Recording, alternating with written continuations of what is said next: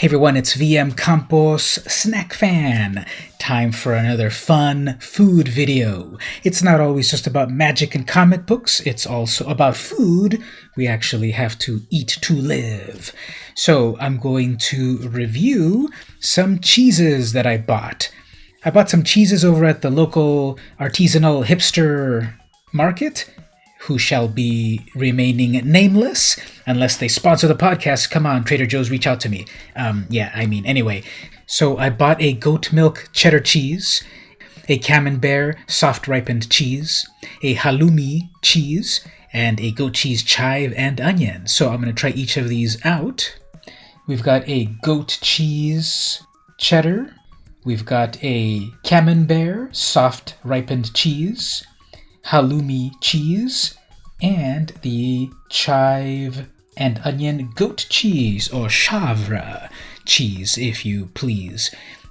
So let's try these out, and I'll rank them in order of which I liked the best.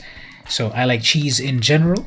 It's a good thing I can eat cheese. Some people are lactose intolerant, but that doesn't affect me. So let's give it a shot first. I think I'm going to go with this Halloumi cheese first. This is a Greek cheese. The package is the traditional cheese of Cyprus. The cheese that grills. Someone on Twitter recommended this cheese, and I know I'm eating it the wrong way because you're supposed to grill it or do something with it. Don't really smell anything. Let's give it a taste. It's pretty mild, very squeaky, interesting mouthfeel. It's good. It's a very light flavor, good amount of salt. Most likely, you're supposed to grill it, maybe in some olive oil, I suppose, put other sprinkled things on it. It's good, I like it. I've never had it before, ever. It doesn't feel completely different. It feels like something I might have had before. And so the ingredients are sheep's milk, salt, rennet, mint. I don't think I really feel any mint at all. If it's there, it's extremely light. I don't feel any mint. I feel a little salt, even though the ingredients don't really say salt. So I guess that's just the sheep's diet itself. Okay, let's try the next one. I'm going to go to the goat milk cheddar. Ooh, this one, first of all, is very stiff. I just took it out of the fridge, but compared to the Halloumi cheese, this one's very stiff. This one has more of a scent before I taste it. It's got notes of cheddar cheese that I'm used to. Vaguely waxy flavor. Not bad, however. I used to eat my crayons. It's nice. The flavor is definitely stronger than the Halloumi cheese. It doesn't squeak like the Halloumi cheese. It has a good mouthfeel. There is vaguely, I think I'm vaguely tasting a little bit of, like I'm saying, wax. I don't know what's going on in my mind, but it tastes vaguely waxy, but not in a bad way. So this is soft and creamy with a pleasant, mild goat milk flavor. Ingredients are just goat's milk, cheese culture, salt, and enzymes. This one feels less salty than the previous one, even though this has clearly here in the ingredients salt. It was very stiff to cut, had a good flavor, and pretty enjoyable. Let's go to the next one.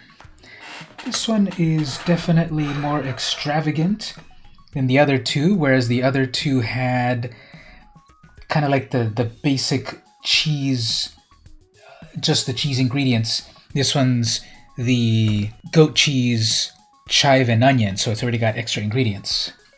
This is like very creamy already to cut. It's kind of crumbly and creamy at the same time. It's kind of a little, sticky already. It's very tactile, tacky. The scent is very strong of the chive and onion. Very pleasant on that already. So obviously the scent of the chive and onion is standing out right away rather than the plain Chèvre or goat cheese natural flavors. Let's give it a taste. The chive and onion is definitely at the forefront. There's a sour flavor throughout the whole thing. The little bits of chive and onion give you that mouthfeel of there's some creamy stuff with some chunky stuff, and you get a very strong sense of the chive and onion. If you wanted a cheese with other flavors built in, this is perfect for that. You don't get enough of the plain goat cheese flavor itself. The sour aspect of it is there, but the other flavors are definitely overpowering. It's enjoyable. It has this mix of flavors, the chive and the onion, pretty cool. Let's look at the last cheese. So this is Camembert. It is it blasphemous to say it is a variation of brie cheese, perhaps? It's got that part of the rind like brie, and then it's very creamy in the middle. Almost no scent. The rind has a scent that reminds me of brie. Spoiler alert, I don't like brie.